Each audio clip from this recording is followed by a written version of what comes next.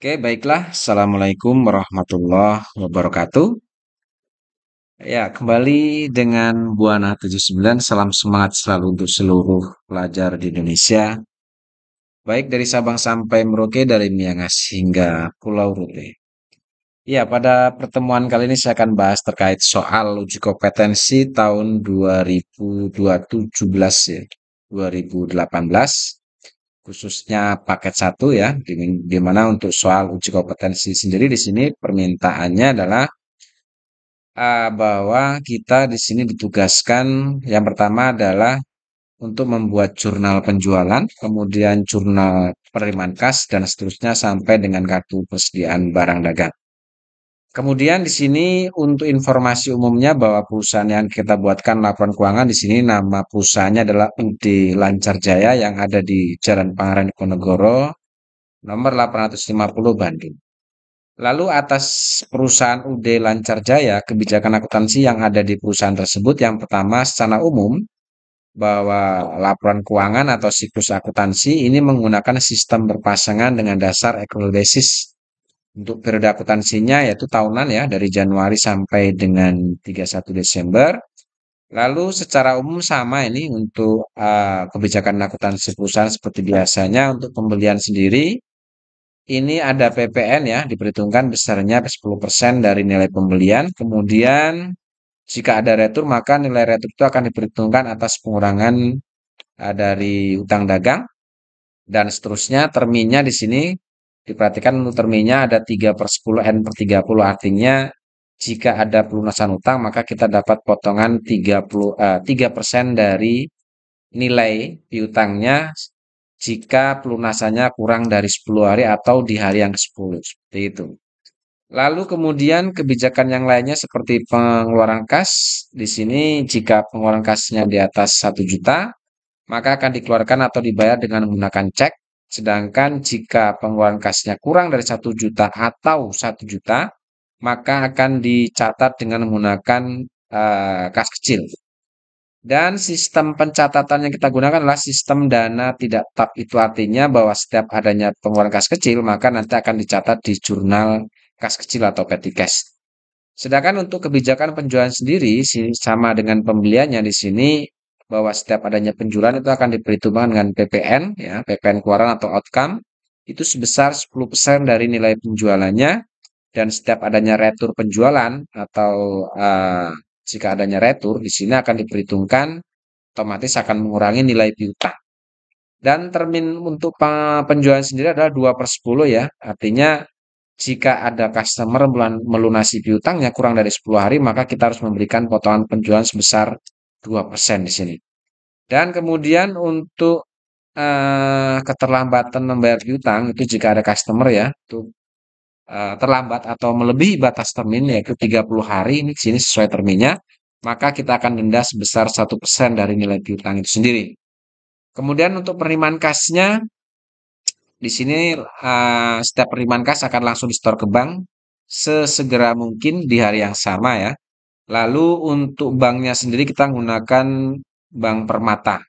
Sedang untuk penilaian persediaannya kita menggunakan sistem perpetual. Artinya jika sistem perpetual yang kita gunakan maka setiap adanya transaksi penjualan baik itu tunai atau kredit maka akan diperhitungkan harga pokok barang yang kita jual seperti itu kira-kira. Dan kemudian untuk metodenya, ini kita menggunakan metode rata-rata bergerak ya, atau average. Jadi nanti pada saat penyusunan kartu persediaan, ingat-ingat ini menggunakan metode rata-rata bergerak atau average. Dan kemudian untuk penyusutan aset tetapnya, di sini untuk penyusutan ini menggunakan depresiasi tetap dihitung dengan metode garis lurus. Kemudian untuk umur ekonomis equipment atau peralatannya ini 4 tahun dan nilai residu sebesar 2.400.000. Itu kira-kira gambaran sedikit terkait kebijakan akuntansi yang ada di perusahaan Maju Lancar. Lalu seterusnya di sini ini ada daftar akun, ini adalah nama-nama akun yang harus kita gunakan ya. Jadi pesan saya adalah jangan menggunakan nama akun di luar nama yang sudah ditentukan di soal ini. Ya, dari kategori current asset maupun sampai dengan kode 9 yaitu other revenues and gains serta other expense ini. Ini adalah nama-nama akun yang harus kita gunakan dalam proses pencatatan setiap transaksi. Lalu dilanjutkan di sini ada informasi terkait neraca saldo awal per 30 November. Ini adalah gambaran saldo-saldo awal kita ya. Ini dalam ribuan rupiah. Artinya kalau di sini ada 51.000, artinya karena dalam ribuan rupiah maka ini bisa disimpulkan adalah 51 juta. Sekali 5.000 untuk petty cash, ini berarti saldonya adalah 5 juta dan seterusnya seperti itu. Lalu kemudian di sini ada data customer kita. Di sini ada 4 customer kita, ada toko Permata Hijau, ada toko Imawan, Jaya Maju, serta toko Unggul Jaya. Itu adalah nama customer. Sedangkan supplier kita ada PT Putra Sulung, PT Indojaya, dan PT Cahayatek. Ini adalah nama-nama supplier kita. Lalu dilanjutkan dengan daftar saldo piutang. Ya, Mas, kita masih ada piutang kepada toko Permata. Ini nilainya untuk penjualan 35 dan PPN-nya 3.500.000 sehingga piutang untuk Permata Hijau adalah 38.500.000 dan seterusnya. Dan ini adalah daftar saldo utang dagang kita. Kita masih punya utang kepada PT Putra Sulung, PT Indojaya, dan PT Cahayatek. Lalu disusul dengan informasi terkait persediaan barang dagang. Di sini untuk barang dagang kita ada Acer ya, W600 dan SAP W150. Untuk jumlah persediaan 25 untuk Acer dan 20 untuk SAP. Seperti itu. Dan sampai kita pada dokumen transaksi. Baik, pada tahapan atau pertemuan pertama kita akan coba lakukan proses pencatatan dokumen transaksi ini ke dalam jurnal. Sehingga di sini saya sudah siapkan untuk jurnal-jurnalnya ya, mulai dari sales jurnal ya, sesuai dengan permintaan bahwa kita diminta untuk menyusun sales jurnal atau jurnal penjualan, kemudian ada cash receipt jurnal atau jurnal penerimaan kas, jurnal pembelian, jurnal pengeluaran kas, petty cash, lalu ada kartu persediaan, jurnal umum, dilanjutkan dengan buku besar pembantu ya, baik itu buku besar pembantu piutang atau subsidiary ledger account receivable, kemudian buku besar pembantu utang atau subsidiary ledger account payable. Itu kira-kira silakan kalian persiapkan dulu format-formatnya ya dari jurnal-jurnal khusus ini sampai dengan jurnal umum dan kartu persediaan serta buku besar pembantu ini untuk melakukan proses pencatatan dokumen-dokumen transaksi yang ada ini. Oke, baik. Sebelum kita melakukan proses pencatatan atau analisis dokumen transaksi dari dokumen 1 sampai sudah selesai, maka tahapan awal yang harus kita lakukan adalah kita masukkan dulu saldo awal piutang ini, daftar saldo piutang awal, dan daftar saldo utang, serta persediaan barang dagang kita ini. Ini adalah langkah awal sebelum kita melakukan proses analisis dokumen transaksi atau pencatatan dokumen transaksi ini ke dalam jurnal-jurnal khusus ini. Oke, baik. Kita langsung di sini kita masukkan dulu saldo awal piutang ya. Saldo awal piutang ini kita akan masukkan ke buku besar pembantu piutang ini atau subsidiary ledger account receivable. Oke, yang pertama kita masukkan saldo awal untuk toko Permata Hijau. Ini kalau kita lihat jumlah penjualan dan PPN, ini kalau kita jumlahkan adalah 38.500.000. Ini kita masukkan ke buku besar pembantu piutang. Cara masukkannya adalah penanggalannya kita buat tanggal 1 ya, karena saldo awal. Lalu kita kasih keterangan saldo awal. Oke, karena saldo tadi kita masukkan ke kolom balance. Saldo normal piutang itu ada di sisi debit. Sehingga untuk saldo awal sebesar 38.500.000 ini kita masukkan di sisi sebelah debit. Nilainya seperti ini. Nah, ini kira-kira cara memasukkan saldo awalnya. Lalu dilanjutkan dengan yang kedua, untuk toko Imawan, ini saldo awalnya 30 dan 3 juta, berarti 33 juta. Kita masukkan di buku besar pembantu piutangnya ke toko Imawan, 33 juta kita masukkan di kolom balance di sisi debit, karena saldo piutang. Lalu kemudian untuk toko Jaya Maju, ini nilai piutangnya saldo awalnya adalah 27.500.000. Kita masukkan ke toko Maju Jaya atau buku besar toko Jaya Maju, sorry. Lalu saldonya kita masukkan di sisi debit yaitu 27.500.000. Lalu untuk toko Ungu Jaya ini kosong, nggak ada saldo, berarti kita lewati. Sekarang kita masuk ke daftar saldo utang dagang. Nah, untuk utang dagang sendiri kita akan masukkan di buku besar pembantu utang. Ya, jadi saldo utang dagang kita ini kita akan saldo selanjutnya akan kita masukkan ke buku besar pembantu utang ini. Caranya sama seperti tadi. Kita masukkan yang pertama, kita masukkan untuk saldo utang kepada PT Putra Sulung. nilai saldo utangnya adalah 25.300.000. Kita masukkan di sini, kita masukkan tanggalnya, deskripsinya ya, saldo awal. Saldo utang normalnya ada di sisi sebelah kredit, maka saldo utang kita masukkan di sisi sebelah kredit 25.300.000. Lalu yang kedua, saldo utang kepada PT Indojaya ini nilainya adalah 18.700.000. Ini kita masukkan di PT Indojaya seperti tadi. Kita masukkan tanggal 1 keterangannya saldo awal. Karena saldo awal utang kita masukkan di sisi sebelah kredit. Lalu kemudian yang terakhir adalah utang kita kepada PT Cahatek, yaitu 30 juta untuk nilai pembelian dan 3 juta untuk PPN, sehingga 33 juta ini kita masukkan sebagai saldo awal utang dagang kita kepada PT Cahayatek ini. Ya, kita masukkan di sisi sebelah kredit. Oke, itu untuk saldo awal piutang dan saldo awal utang. Lalu untuk persediaan barang dagang, saldo awalnya ini kita akan masukkan ke dalam kartu persediaan atau inventory card. Oke, kita masukkan dulu untuk yang pertama, persediaan awal untuk Acer ya, W600, bahwa di sini saldo awalnya ada 25 unit untuk Acer. Kita masukkan di sini tanggal 1 keterangannya saldo, jangan lupa. Karena saldo kita masuk ke kolom balance, tadi jumlahnya kita masukkan ke kolom quantity atau jumlah. Dan di sini per itemnya adalah 18 juta, kita masukkan ke kolom price 18 juta, sehingga jumlah persediaan plus harga pokok per barang ini kita kalikan, kita letakkan di kolom amount, sehingga nilai persediaan kita saldo awal untuk Acer W600 nilainya adalah 450 juta. Itu yang Acer ya. Sekarang yang untuk yang Sharp W150 ini punya persediaan awal 20 unit dengan harga pokoknya per unitnya adalah 15 juta. Kita masukkan seperti ini sebagai saldo awal. Lalu karena saldo kita masuk kolom balance. Oke, tadi jumlahnya kita masukkan ke kolom quantity atau jumlah. Price-nya tadi 15 juta harga per unitnya. Sehingga kita jumlahkan, kita masukkan ke kolom mon. Sehingga nilai persediaan kita untuk Sharp W150 itu nilainya adalah 300 juta rupiah.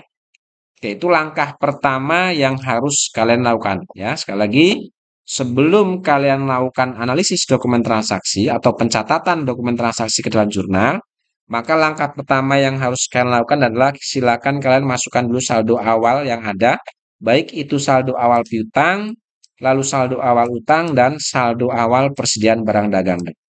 Untuk saldo piutang tadi kita masukkan ke buku besar pembantu piutang. Untuk saldo utangnya kalian masukkan ke buku besar pembantu utang. Dan persediaan barang dagang kalian masukkan ke kartu persediaan. Oke, setelah itu kalian lakukan, maka sekarang kita akan mulai analisis dokumen transaksi atau kita akan melakukan pencatatan untuk dokumen transaksi mulai dari dokumen nomor 1. Oke, kita mulai ya untuk analisis dokumen transaksi. Untuk dokumen transaksi nomor 1, kita lihat di sini ada bukti penerimaan kas. Itu artinya ada penerimaan kas perusahaan. Adanya bukti penerimaan kas, ini otomatis akan kita catat di jurnal penerimaan kas atau cash receipt journal. Cara pencatatan adanya bukti penerimaan kas, di sini kita lihat kita menerima kas itu sebesar 4.500.000. Itu keterangannya kita dapat dari adanya dividen, yaitu sebesar 4.500 per lembar saham. Pemilik saham dari PT Sentosa sebagai investasi jangka panjang itu sebanyak 1.000 lembar. Ini adalah rincian 4.500.000 bahwa ada 4.500 lembar saham, di mana per lembar saham nilainya adalah ada 1.000 lembar saham, di mana per saham nilainya adalah 4.500, sehingga totalnya itu adalah 4.500.000. Oke, sekarang kita masukkan. Caranya adalah kita masukkan dulu. Oke, saya belah jadi dua seperti ini layarnya untuk mempermudah proses pencatatan. Yang pertama yang kita lakukan adalah kita masukkan dulu untuk tanggal terjadinya transaksi, nah tanggal 1 ya. Kemudian nomor buktinya adalah BKM 12, ini kita masukkan ke invoice number. Keterangannya adalah karena kita terima dari dividen, ya, kita terima dividen dari PT Sentosa, maka untuk description-nya kita masukkan dividen cash PT Sentosa. Lalu kita masukkan nilai penerimaannya. Kita menerima 4.500.000, ini langsung saja kalian nggak usah berpikir yang susah-susah. Kalian langsung masukkan ke kolom cash in bank ini. Kita masukkan di sisi debit kolom cash in bank, yaitu 4.500.000. Ini adalah jumlah yang kita terima. Lalu setelah itu kita baru masuk ke sisi kredit, sumber penerimaan kita. Di sisi kredit, sumber penerimaan itu ada yang pertama adalah penerimaan dari piutang. Yang jelas, adanya penerimaan dividen itu bukan penerimaan piutang, sehingga penerimaan dividen ini kita masuk ke kolom order. Kita akan catat di kolom order, jangan di kolom account receivable. Jadi kalian masuk ke kolom account receivable jika penerimaan kasnya itu sumbernya dari penerimaan piutang. Nah, karena penerimaan dividen bukan penerimaan piutang, maka silakan kalian masuk ke kolom order. Di kolom order, di sini ada dua kolom, ada account number dan ada amount. Akun number itu adalah nomor akun dari akun sumbernya nih. Kalau kita nerima dari dividen, maka otomatis kita akan cari di sini apa nama akun dari pendapatan dividen. Sini kita cari, ternyata di kode 8 ini ada dividen income, pendapatan dividen. Sehingga di sini untuk kode akun dividen income itu 8-1200. Kita masukkan di sini kode akun dari dividen income ini. Lalu jumlahnya tadi adalah 4.500.000. Seperti ini ya. Jadi itu adalah jika kita nerima kas sumbernya dari pendapatan dividen. Cara pencatatannya tadi seperti yang sudah diuraikan tadi. Ya, kita masukkan keterangan tanggal, nomor, kemudian kita masukkan sisi debit karena kita nerima kas, maka masuk kolom cash in bank dan seterusnya. Itu dokumen nomor 1, pencatatan transaksi dokumen nomor 1. Sekarang kita masuk ke dokumen transaksi nomor 2. Baik, di sini kita lihat bahwa dokumen transaksi nomor 2 ada voucher kas kecil. Ya, buktinya voucher. Artinya jika transaksinya buktinya voucher, itu artinya kita melakukan pengeluaran kas dengan menggunakan kas kecil. Nah, jika ada pengeluaran kas kecil, maka secara otomatis ini akan kita catat ke jurnal khusus namanya jurnal kas kecil atau jurnal petty cash. Sekarang kita masuk ke jurnal petty cash. Oke. Di jurnal petty cash, ini kita masukin caranya adalah kita masukkan tanggalnya, bahwa voucher dikeluarkan tanggal 2, nomor vouchernya adalah V12-1, keterangannya kita lihat bahwa kita mengeluarkan kas kecil, itu 800.000 untuk pembuatan brosur perusahaan. Sehingga kita buatkan di sini deskripsinya adalah pembuatan brosur perusahaan. Nah, pembuatan brosur perusahaan di sini kita masukkan dulu yang jumlah yang kita keluarkan ya. Kita mengeluarkan petty cash itu 800, kita masukkan di sisi kredit. Di sini masuk ke petty cash 800.000. Di sini 800 yang dikeluarkan ini untuk pembuatan brosur. Nah, pembuatan brosur ini kita masuk ke sisi debit dicatat dengan akun yaitu advertising expense. Ya, kita masukkan di sisi debit dengan akun advertising expense di mana untuk advertising expense itu kode akunnya adalah 61100. Jumlahnya tentunya sama dengan jumlah yang kita keluarkan nilainya yaitu Rp800.000. Ya, sangat simpel dan mudah jika ada voucher ya. Cara pencatatannya ke jurnal petty cash. Sekarang kita lanjut ke dokumen nomor 3. Di dokumen nomor 3 di sini ada bukti penerimaan kas. Ya, kita menerima kas itu 37.730.000. Keterangannya adalah sumbernya dari pelunasan faktur. Artinya ada penerimaan kas dari adanya pelunasan piutang. Oke, karena buktinya adalah penerimaan kas, maka otomatis kita akan masuk ke jurnal khusus yaitu jurnal penerimaan kas atau cash receipt journal. Oke, cara pencatatan ke jurnal, caranya adalah jika ada penerimaan kas sumbernya dari pelunasan piutang, maka cara pencatatannya seperti ini. Yang pertama kita masukkan tanggalnya dulu, lalu kita masukkan nomor buktinya BKM 12-2. Keterangannya di sini kita nerima pelunasan piutang itu dari toko Permata Hijau. Maka deskripsinya kita masukkan nama customer-nya. Oke, baru kita masuk ke sisi debit dan sisi kredit. Oke, karena penerimaan kas, maka kita akan masukkan dari sisi sebelah debit. Di sini kita terima 37.730. Maka berapapun yang kita terima di sini di dokumen, maka silakan kalian masukkan langsung ke kolom cash in bank sisi debit ini. Ya, langsung kalian masukkan. Berapapun yang kalian terima, masukkan ke sisi debit kolom cash in bank. Lalu kemudian, baru kita pertanyaannya adalah, kita terima dari mana? Ternyata di sini keterangannya adalah untuk pelunasan faktur. Artinya kita nerima kas sebesar 37.730, itu sumbernya dari penerimaan piutang. Nah, karena sumbernya dari penerimaan piutang, maka di sisi kredit, kita isi yang kolom account receivable. Karena sumbernya piutang dagang. Nah, sekarang kita lihat berapa nilai piutangnya yang dilunasi. Di sini pelunasan faktur F1112 tertanggal 26 November. Nah, untuk mengetahui berapa nilai piutang yang dilunasi ini, maka untuk melihat berapa jumlah piutangnya, kita lihat di transaksi tanggal 2 November, 26 November. Nah, karena transaksi 20 November itu sudah tidak disediakan, maka untuk mencari atau untuk mengetahui berapa sumber piutangnya, kita lihat di daftar saldo piutang dagang di sini. Nah, kita lihat untuk permata hijau, jumlah piutangnya itu kita lihat bahwa di sini terdiri dari penjualan dan PPN. Kalau kita jumlahkan ini, maka nilainya adalah 38.500.000. Berarti inilah jumlah piutang yang dilunasi tanggal berapa tadi? Tanggal 4. Kita masukkan di sini jumlah piutangnya. Oke, 38.500.000 ini adalah jumlah piutang. Kalau kita perhatikan di sini, jumlah piutangnya 38.500.000. Tapi kita menerima kasnya hanya 37.730. Nah, ada apa ini? Ternyata setelah kita lihat di sini, ada diskon 2% ternyata dari nilai sales dan nilai PPN. Nah, karena pelunasannya kurang dari 10 hari sesuai dengan termin tadi di awal di kebijakan akuntansi, maka kita harus berikan diskon 2% dari nilai piutang, dari nilai sales dan nilai PPN-nya.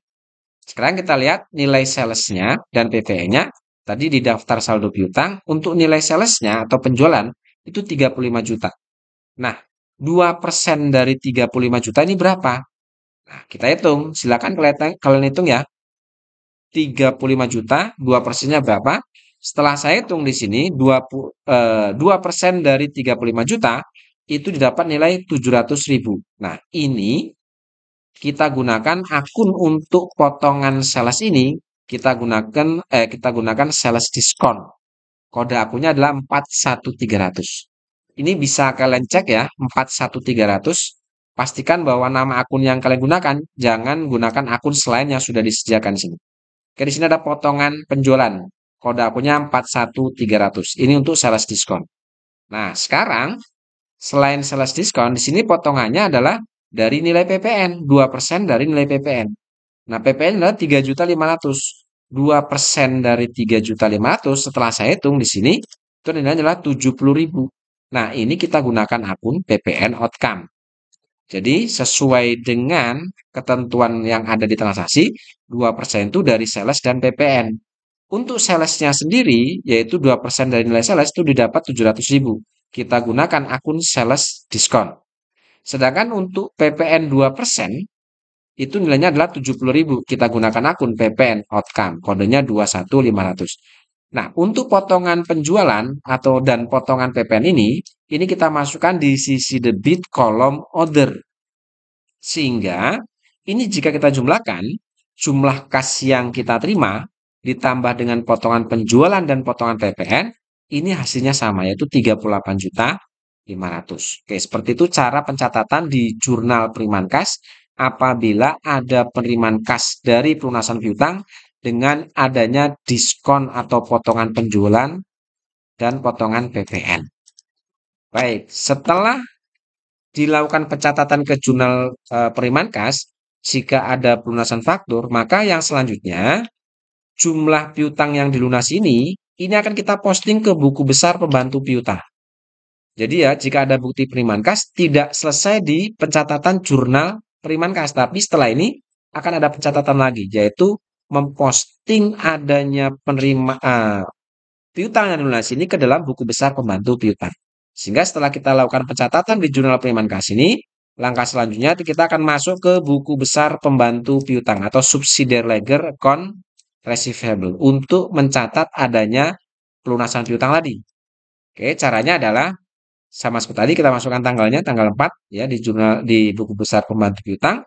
Deskripsinya adalah cash receipt journal karena kita mau memposting tadi dari jurnal penerimaan kas ini.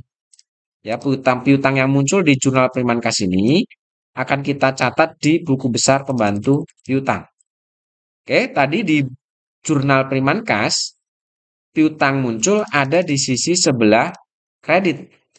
Nah, muncul di sisi sebelah kredit yaitu 38.500.000.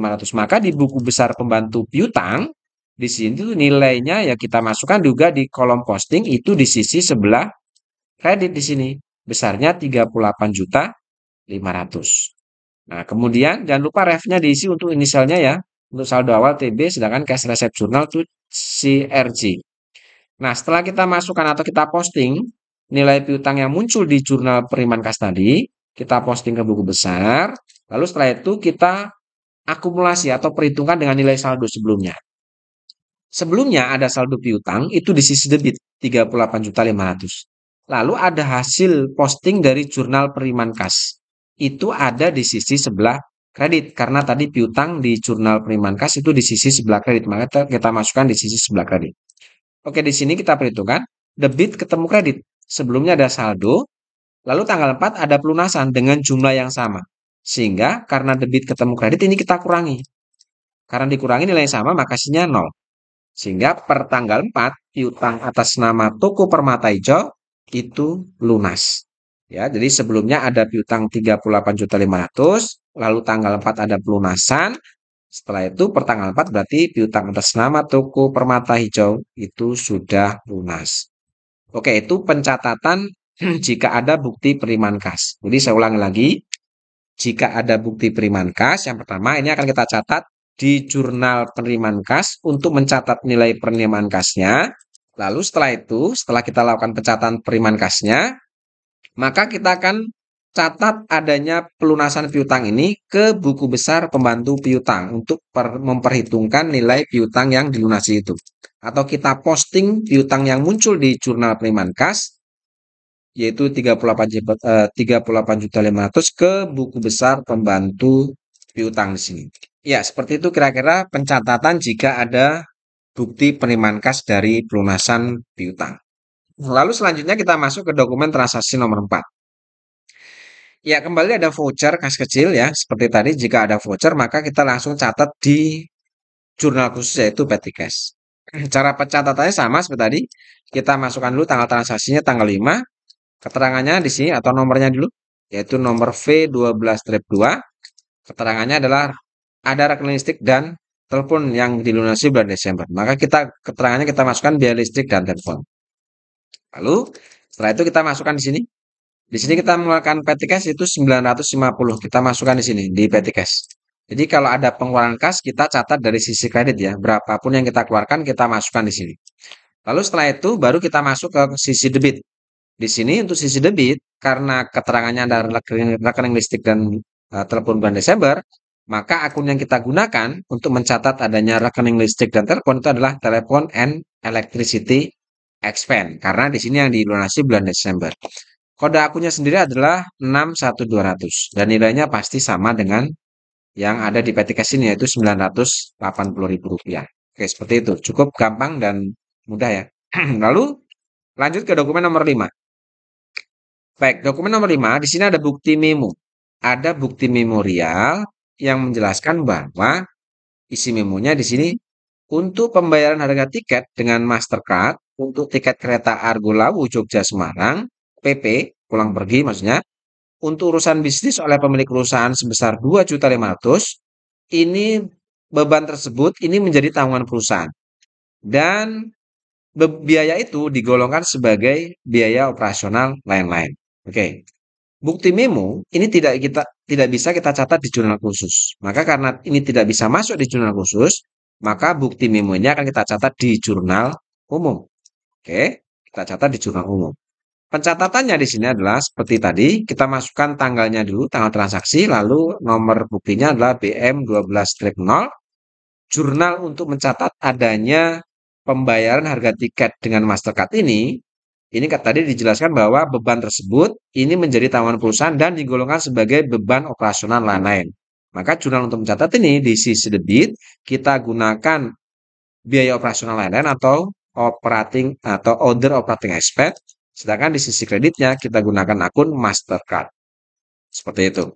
Oke, untuk ref-nya kita masukkan kode akun dari akun ini ya. Untuk order operating expense itu 62.000 dan Mastercard 21100. Dan nilai di sisi debit dan sisi kreditnya tentunya kita masukkan nilai ini, yaitu sebesar 2.500.000. Ya, itu pencatatan adanya bukti memo terkait dengan pembayaran harga tiket. Oke, saya rasa karena begitu panjang durasi, sementara kita lakukan analisis dokumentasi cukup sampai di dokumen nomor 5. Untuk dokumen nomor 6 dan seterusnya kita akan bahas pada pertemuan berikutnya. Saya rasa cukup. Terima kasih. Assalamualaikum warahmatullahi wabarakatuh.